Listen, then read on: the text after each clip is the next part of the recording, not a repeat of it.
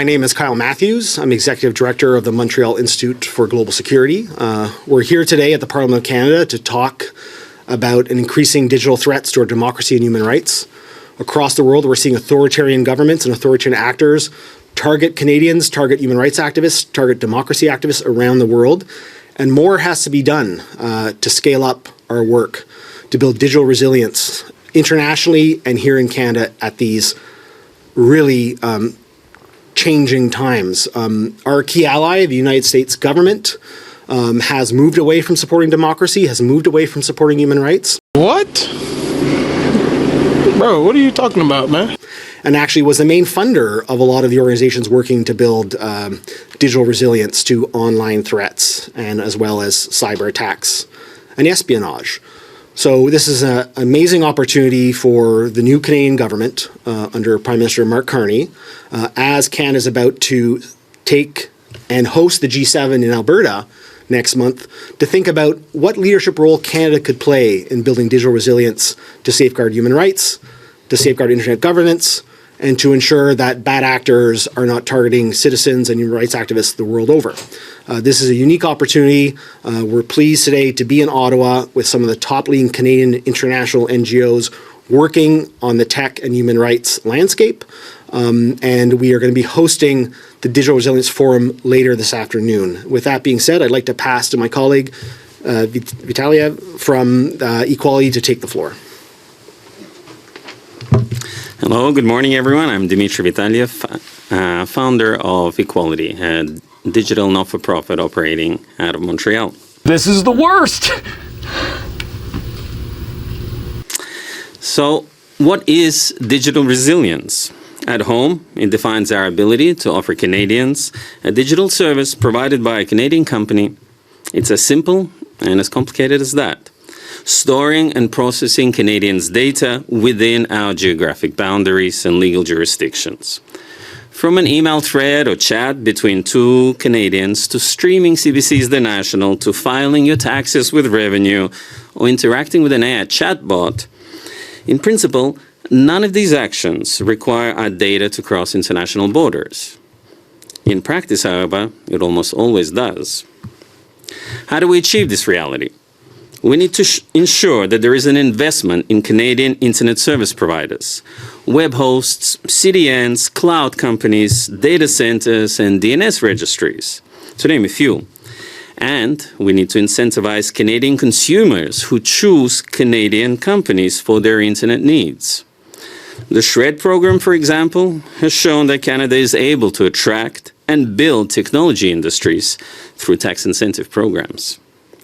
Abroad, Canadian digital resilience means that we continue to operate on a global network that is governed by international accords and principles of multi-stakeholderism, freedom of expression and association, and the protection of personal privacy. We can do this by supporting internet freedom programming, which has led to the creation of secure messaging tools like Signal, whose protocol is also embedded and encrypts conversations in over 3 billion devices. Web security services like Deflect, which protects thousands of independent media and civil society websites from cyber attack. Open source technologies that help people route around network censorship, such as VPNs, Tor, and Sino browser. By investing in a rights-respecting network globally, we also strengthen Canadian resilience at home, since it is usually local media and civil society organizations who are best placed to fight injustice, human rights violations, and malicious cyber activity before they have a chance to cross our digital borders and affect Canadians' digital resilience. If Canada continues to abdicate our authority to decide and shape how the internet is working for us, then large international technology companies will continue to fill this role, as they have done for the previous decade, and dictate the terms of our collective future. Whereas this may not have seemed like a big risk 5 years ago, we've all seen these organizations' willingness to bend the knee when it impacts their bottom line, whether in the United States, in Russia, in China, and so on. For 15 years, Equality has delivered solutions to protect freedom of expression and association online, carrying out activities in some of the most complicated and authoritarian networks. Over 1 million people use our services on a daily basis. Today, ourselves and dozens of similar organizations are under threat as available pool of funding for internet freedom programming has been slashed. We need to move beyond emergency funding and short-term programmatic thinking. If Canada wants to influence its digital destiny and that of the modern internet, it must invest in long-term scalable solutions that strengthen digital rights as part of its broader foreign policy and security commitments. Thank you, and now I'd like to introduce a peer of mine, Deirdre Collins, Executive Director of the SecDef Foundation. Thanks, Dimitri. Thanks. Hi. So yes, I lead the SecDef Foundation, which is a Canadian-based NGO. No, God! No, God, please, no! No! That for the past 13 years has been building global digital resilience amongst vulnerable populations in very difficult contexts, like conflict zones, fragile states, authoritarian areas. We focus on providing support to smaller civil society organizations, human rights activists, independent media, women, and victims of online violence. We work through local field teams, and partners, some of whom we've been working with for over 10 years in this space. And they have directly assisted over 30,000 victims of digital harms over the years and helped tens of thousands of others, individuals and groups, build up the basic digital safety protections so that they can protect themselves from the harms in the first place. I'd also just like to flag, because it's IDRC, in partnership with Canada's International Development Research Centre, we're also enabling groundbreaking local research on online gender-based violence across the MENA region, as well as digital risk and resilience in Myanmar. There are about 50 studies that are about to come to fruition, all of which were done by local researchers in place. So why does digital resilience globally matter? I mean, Dimitri was flagging it, and I think Matthew as well. In Yemen, just for some examples, we encountered a community group that was basically helping 3,000 women heads of households with access to critical services. And they were doing this with 1 laptop and 2 mobile phones. When those phones became owned with malware, because there were no digital safety practices in place, their entire operation went down. Another example, in Syria, we met Layla, who had been the head of a girls' school in Idlib. She was targeted by conservative members in the community with deeply faked imagery to smear her reputation. She had to leave the school. She had to flee her community. But even more egregiously in the longer term, the families that were around that school stopped sending their girls there, and the whole place shuttered. In Myanmar, for example, independent journalists daily face various digital safety threats, including, for example, when they're trying to cross checkpoints, their phones are grabbed and reviewed, and that can lead to their arrest or disappearance. So, the work that we've been doing for the past 13 years, emergency response, trying to build up capability in the first place to prevent digital harms, is really important. It's not going to go away. The demand for it is even only growing. But I would like to make a plea for Canada in terms of something that can be done in a much more systematic way that would really help to build digital resilience globally in all the partners that we work with. And that is to build digital risk assessments into our international assistance programming. Currently, this isn't done. It's not done anywhere in the globe systematically. We get called, for example, organization across in different areas in the world where a partner has said, hey, we're about to start a local program with our partner. Can you come and do some trainings? A training doesn't cut it. Digital safety is a core operational environment for any group now working anywhere, and especially the most vulnerable. Why? Those really vulnerable groups, they don't have IT departments to protect them. They don't even usually have an IT person to help them out. So they need really fundamental assistance from the get-go in order to strengthen their capacity to do the work. So digital safety is not an add-on, it's a core operational requirement. And I actually believe, we believe, that Canada now, as we were saying, the US, which was leader in the IF space, is stepping back from this space. Canada can lead this transformation. No! How? By, again, baking digital risk assessments into its international grant agreements, just as it mandates gender equality assessments or environmental impact assessments. There are a lot of people actually in this room and beyond, Canadians, who could help with this thing. Canada is also a founding member of the Freedom Online Coalition. This would be an opportunity for Canada to truly lead and truly help to bring transformational change to global digital resilience. And now we'll pass to my colleague, Penny. Good morning. My name is Venno Alasiurua. I'm the Executive Director of Women on Web. Women on Web is a Canadian non-profit organization that is facilitating online access to abortion pills in over 180 countries at the moment.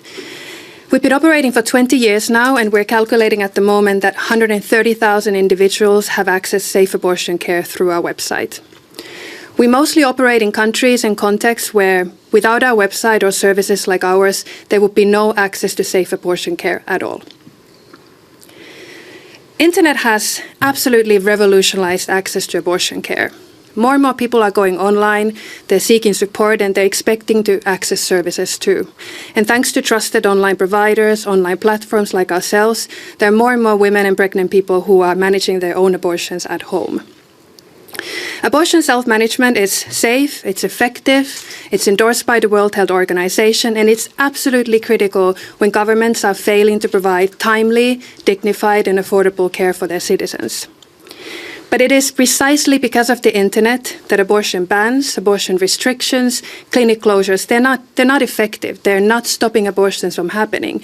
And therefore, we're seeing how the fight for abortion rights, the fight for abortion access is moving into online spaces. And online censorship is a very powerful strategy. Just at Women on Web, 8 of our websites are currently censored around the world. Access to information and freedom of expression are fundamental human rights. These are critical for people who are navigating their sexual and reproductive health journeys online and offline. Today's abortion seekers and abortion providers like ourselves, we rely on open and free internet. We rely on ethical technologies for solutions, for innovations, and for support because abortions need to stay online. This may feel like a technical challenge, but this is much more. This is a matter of public health, equity, and justice. Thank you. Over to my colleague, Emil. Thank you so much. Hello, my name is Emil Falcon. Thank you for having us today to speak about this very important topic of digital resilience. I am the founder and CEO of Web Hosting Canada. Web Hosting Canada today powers the online presence and businesses of over 70,000 Canadian small businesses across the country. We specialize in services like websites, domains, email. Digital resilience is as important today as it ever was, because what is the alternative to having a digitally resilient Canada? Well, the alternative is letting some critical and important decisions be made by others, including American tech giants, and entrusting our critical data, our private data, to other corporations that might have different interests at heart. We're here today to speak about things that are important to Canadians, things that are important to Canadian businesses, and let me give you just some ideas of why it matters. Hosting in Canada, for example, your data, and leveraging Canadian technology helps protect against the growing threat resulting from our reliance on American-based solutions. It can protect from foreign surveillance and legal overreach from things like the U.S. Cloud Act. Local infrastructure, digital infrastructure, builds public trust, builds legal accountability, and encourages economic growth. Open source and transparent technologies reduce vendor lock-in, allow us to lower costs and increase security and control, especially for governments and public institutions. So what can we do? What can Canada do to address some of these concerns? we can, for one, level the playing field. For those of you that don't know, some of the biggest U.S. providers aren't subject or don't seem to respect the same tax, federal sales tax or tax laws that seem to apply to Canadian providers. This puts us at a disadvantage. When WHC sells its services to Canadians, we charge sales tax, as one would normally expect. When American providers sell the exact same services to same Canadians, they don't pay the sales tax in the same way. Why is that? There is an immediate opportunity to close that loophole, to close this unfair business advantage. We can immediately audit these companies and ensure that if you want to do business in Canada, you're subject to the same tax regulations as Canadian businesses are. We can consider exempting Canadian digital infrastructure services from federal sales tax within Canada, and we could choose to offer tax credits to Canadian small businesses who choose local providers.